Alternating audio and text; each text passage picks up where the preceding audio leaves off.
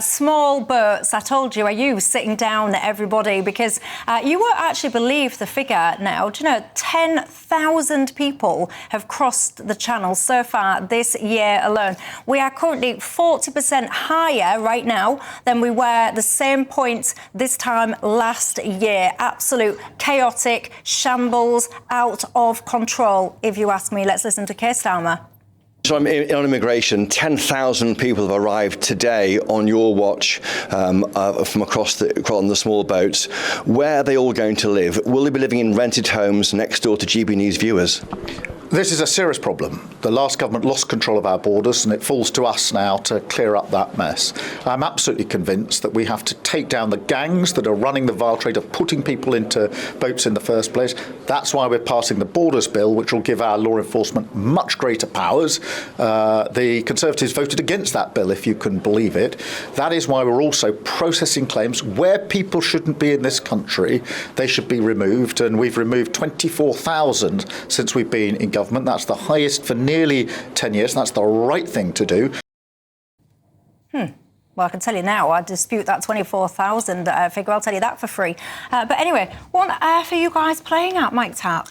Well, what we've got to appreciate... So firstly, I have to say, I'm as frustrated by this as any of the viewers. I really am, and I believe that Keir Starmer is too. And we've made a commitment to bring about secure borders.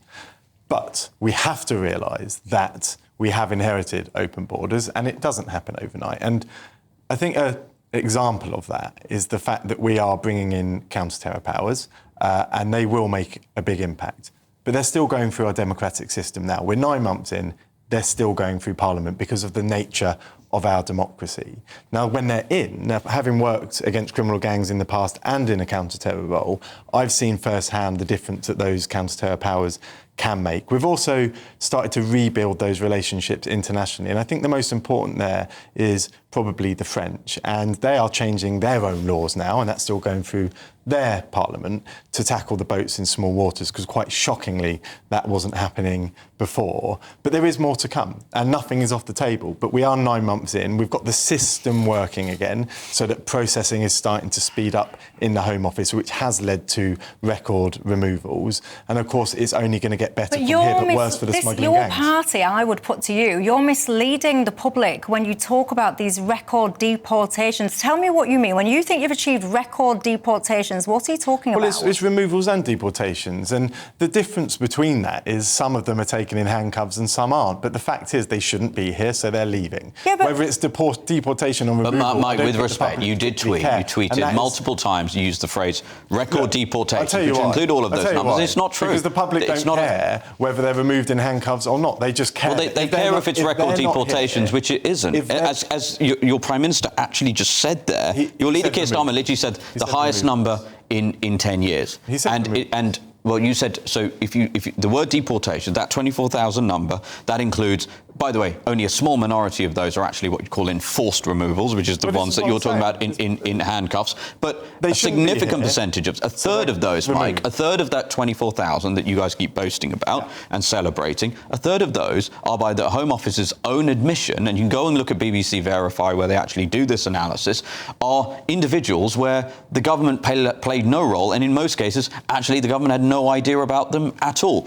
Not to say nothing of the fact that far more than 24,000, Mike, far more than that 24,000 that you're celebrating that you've deported as Labour, have arrived in this country via small boat across the Channel since Keir Starmer came to power. So the net number of illegal migration into this country has gone up under Keir Starmer. And yes, the Tories totally lost control of our borders. Right. You are a drunk driver that has replaced them and made it you have made it infinitely worse. And actually, one of the things that is very frustrating, I think, for us at Reform, and I think a lot of people watching this, Mike, is that the Tories were so busy fighting amongst themselves that they never claimed that they were solving this problem. Labour is making the problem worse and simultaneously claiming that they're solving it. And I think that's pernicious, and I think it's totally unbecoming of public office. I really do.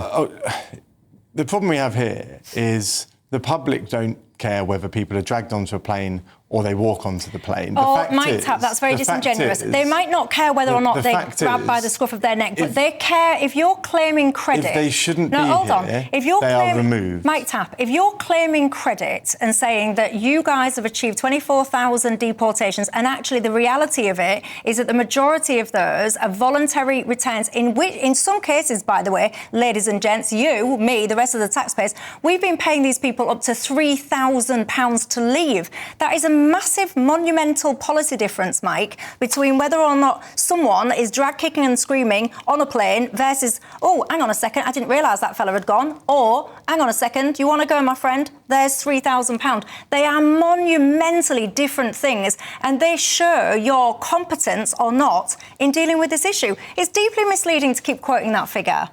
Look, when we came into government... But do you concede we that? Had. No, absolutely it is deeply misleading. The problem is... No, I'm not having that. Right. How can you not concede when you lot keep saying that you are deporting 24,000 people, and I've just put to you, and he's just put to you, that is not what's happening. Why can't you concede that? One of the issues we have is misleading? I'm trying to answer, but I'm not being allowed to. Go on, then. So the point is, we came into government with a completely open border and a system behind the scenes that wasn't working. There's no processing. So those removals are up 25% to what they were the same time last year. This doesn't happen overnight, and we're really clear about that. And when other parties, Reform being one of them, say that they'll fix this overnight, they won't. They're lying to the public. They're tricking them. They're using the flag to blindfold them. And I think that's actually anti-British. Mike, with respect, you have... We're holding you to account. I'm holding you to account for the fact that you have been on Twitter a multitude of times in recent days claiming Labour have delivered, quote, record deportations. Yep. That is untrue. It is simply not true. As Keir Starmer, your leader and the Prime Minister of this country, just said on TV, everyone watching this programme just saw that, he said it's the highest number in about 10 years, comparing it, by the way, to the useless Tory government that basically had an open border policy. I want to say one other thing, though, Michelle, because this week there was an important announcement by Nigel, which is very connected to this. One of the reasons why people are risking their lives, literally risking their lives, tragically hundreds of people have lost their lives making that journey across the Channel, which is very dangerous, from France, which last I checked was not war-torn. Sure, there are some rough parts, but it is not a war zone, and millions of people from England go to France on holiday every single year. So they are not coming from war zones. Why are they doing it? It's because Britain, far from offering a deterrent, is offering a honeypot. There's a huge incentive to come here. Why? Because still, you can blame the Tories all you want. I mean, God knows they were awful on this. But Labour is making things infinitely worse. Sure. And what Reform are going to do, we're going to ensure that every single person, we're putting illegal immigrants in this country on notice.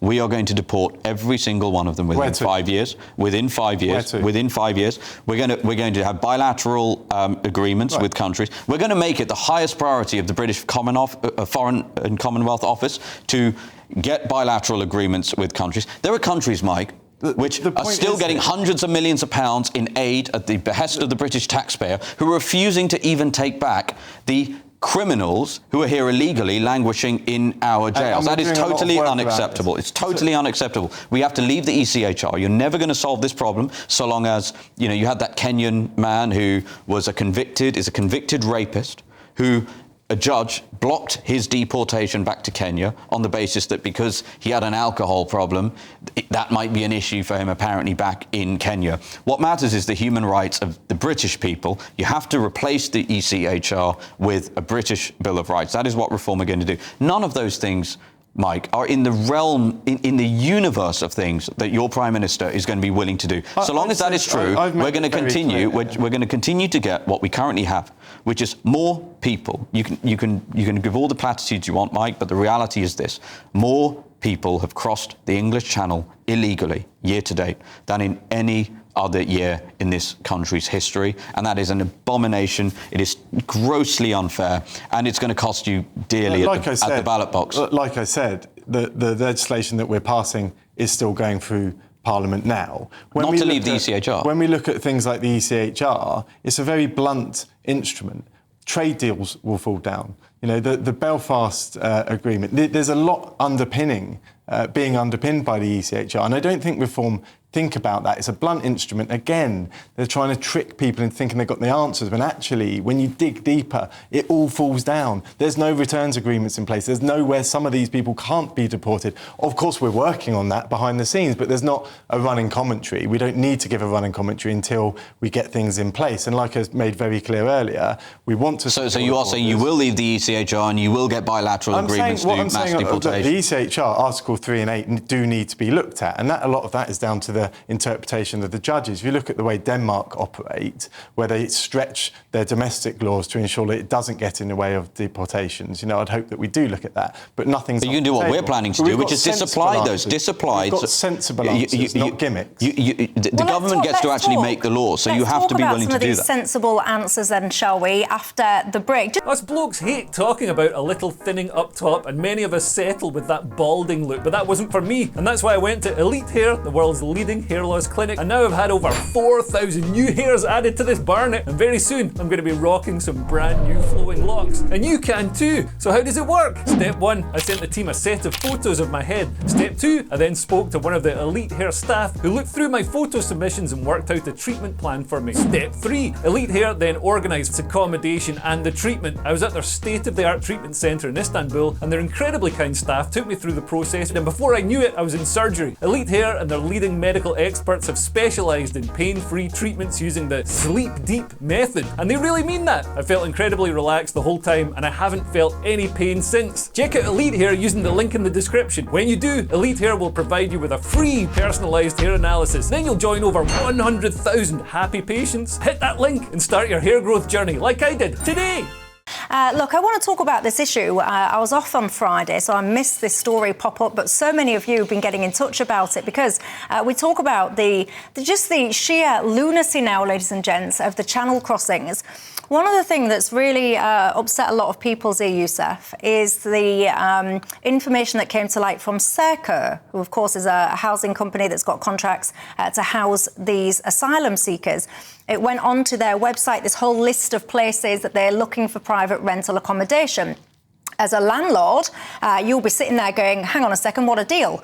5-year contract, above market rent, maintenance costs and all the rest of it taken care of, utility bills paid, you name it. I mean, it's almost enough, ladies and gents, to make you want to get on a dinghy on your own, isn't it? But anyway, people are furious about this, Yousef.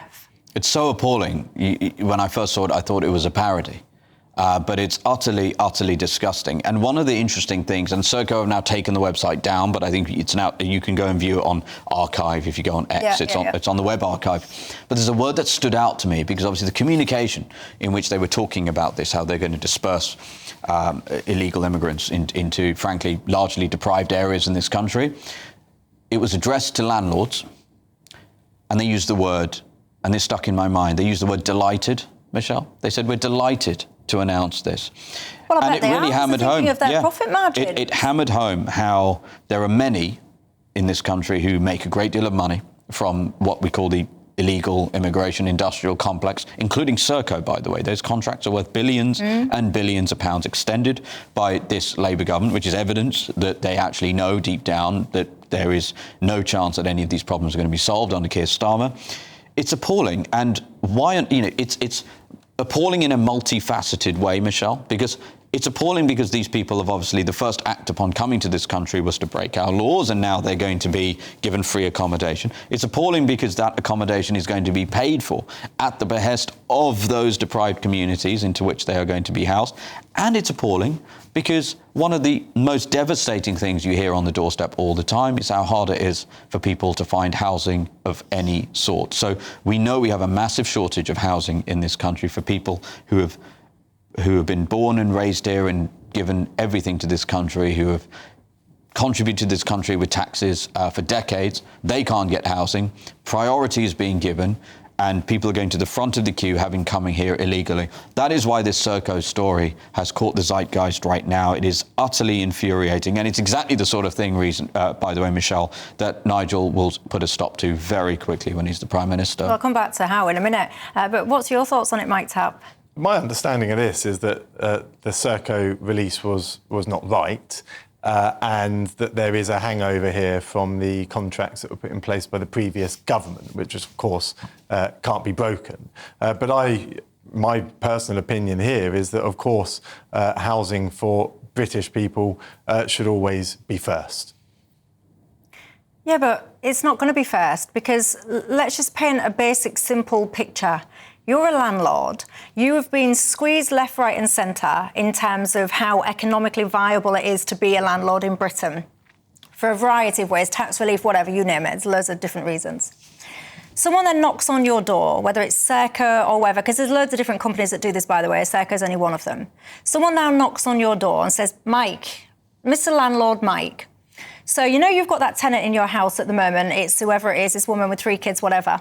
We will give you a 5-year deal above the rent that you're already getting, no management fees, no maintenance costs, whatever. Are you telling me that as Mike, the private landlord, you're going to say, do you know what, it's all right, thanks, I'll take the lower rent, I'll pay all my maintenance costs, and I'll carry on paying my management fees as well? And this is where, you know... But what would you say as a landlord? This isn't new. This, of course, no, but what would you say as a landlord? It's an attractive offer, isn't it?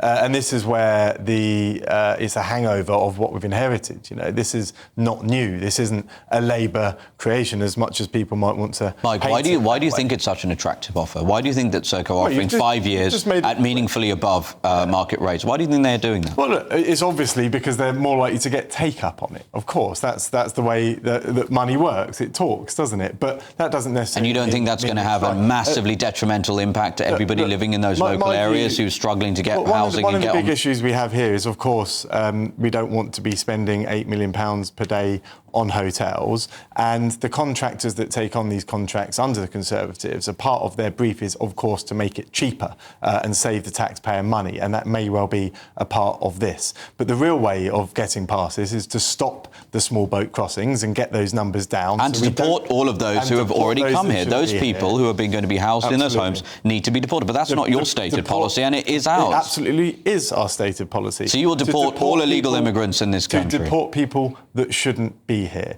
If they are genuine refugees... Okay, so there are 1.2 million people... within British values... Mike, there are 1.2 million people here in this country who came here illegally. We are compassionate, decent people, and genuine refugees are cared for. That is the way that this country has worked. Do you think somebody who came here from France, Mike, do you think somebody who came... Sure, I totally get that. Do you think somebody who came here from France is fleeing a war zone? No, and I've said this before.